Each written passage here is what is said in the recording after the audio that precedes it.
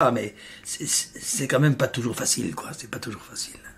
Surtout quand on ne fait pas ça pour gagner de l'argent, etc. J'aurais pu, quand je suis rentré chez Barclay, si j'avais voulu écouter François Robert, qui parlait hier, et Barclay et tout ça, j'avais qu'un pas à faire, j'étais prêt à me lancer comme le Brel qui venait de quitter. Alors, je crois que si j'avais voulu n'être pas le militant breton, si j'avais voulu quitter un certain nombre de chansons, un certain style de chansons, avec le Coucou ce mec, je pouvais faire une autre carrière que ça, d'ailleurs. D'ailleurs, il y a Jean-Paul Huillier qui n'a pas hésité à le dire dans le livre de Jean Chamond, là-bas, parce que lui, il était au courant de tout. À l'époque, il était journaliste, il avait fait une enquête, il avait été voir Barclay. Donc, il sait très bien ce qui s'est passé. Moi, j'ai refusé absolument de faire carrière. J'ai dit non, je suis pas là, je suis là pour mon pays, je ne suis pas là pour faire du disque, ni pour faire des carrières. Et ça, Barclay n'a pas compris, ni personne n'a compris ça. Seulement, je crois que c'était ma raison de vivre. Je ne pouvais pas trahir ma raison de vivre, bien entendu. Certains me diront, oui, mais tu aurais eu une notoriété plus grande pour parler. Ça a été ce que Stivell a fait. Je ne sais pas qui a le plus de notoriété aujourd'hui parce que Stivell l'a fait, ou moi, celui-là. J'en sais rien, mais je ne sais pas celui qui peut parler le mieux de la Bretagne. Enfin, je ne sais pas, parce que Stivell aussi, ça a été important, cette espèce d'engouement. Malheureusement, quand la soupe est tombée, ça a été aussi, les militants, il y en a eu de moins. Et beaucoup moins. Et peut-être que, bon, tout ça, ça a servi la Bretagne, de toute façon, à tout ça. Mais c'est évident que j'ai refusé une carrière d'artiste et le pognon. Mais je ne l'ai pas fait parce que j'ai les mérites, non. C'est parce que je crois que je me serais trahi et que j'aurais été malheureux toute ma vie. Donc ce n'est pas le mérite, ça. C'est pas des mérites du tout. J'ai voulu me respecter et je crois que c'est la plus belle chose qu'on puisse se faire dans la vie, quoi, se respecter soi-même.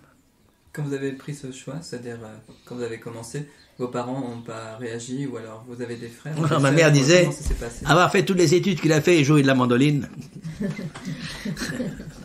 C'est ce que ma mère disait, c'est pas avant. Elle jouait de la mandoline quand même. C'est vrai, bon, au début, ils n'ont pas très bien saisi pourquoi je faisais ce métier. Puis par la suite, je crois qu'ils ont été très fiers. Oui. Oui, je crois. Oui. Sans jamais le montrer. Sans jamais le montrer, non. Ni mes gosses d'ailleurs. Mes enfants n'ont jamais dit qu'ils étaient des enfants de Glenmore. D'ailleurs, on les découvre partout quand ils arrivent, parce que tôt ou tard, il y a toujours quelqu'un qui voit leur nom de scan, t'es pas un parent de Glenmore. Alors, on sait, même mon fils à l'université, personne ne nous a jamais dit que ça, nulle part. Ils n'ont jamais inventé. D'ailleurs, je leur ai dit que ne jamais parler de ça, ils n'ont jamais fait. Ni mes parents non plus.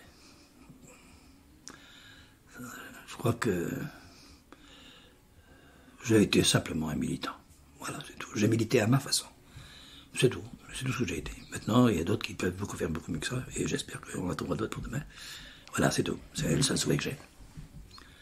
Et là, je serais content d'avoir été un petit chaînon. Voilà, un petit chaînon. À côté de bien d'autres, qui parlent aujourd'hui de Maharik Goualawen.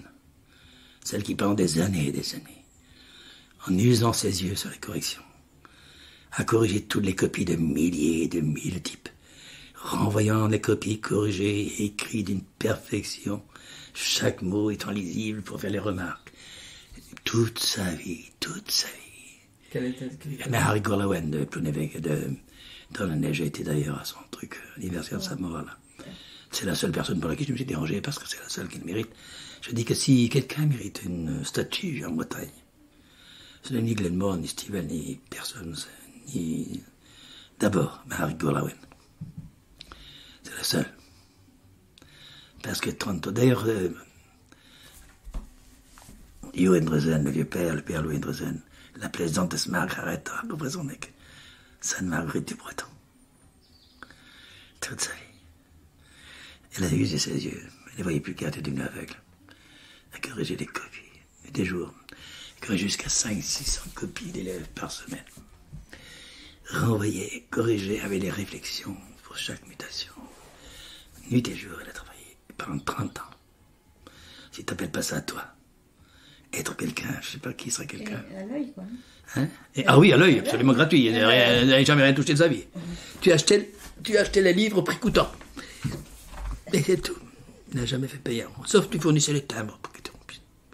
Parce qu'elle n'avait pas de rond. Donc elle faisait des cours de breton. Elle donnait des cours de breton. Et Par elle correspondance. corrigeait les copies. Ouais. Et elle a appris le breton à plus de 5000 bretons d'aujourd'hui.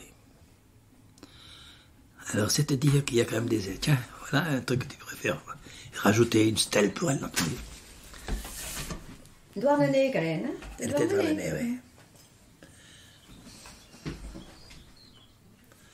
Non, mettre l'interview garde de ces passages-là que je viens de dire. Mm. Ça, ce sera une façon de lire un image.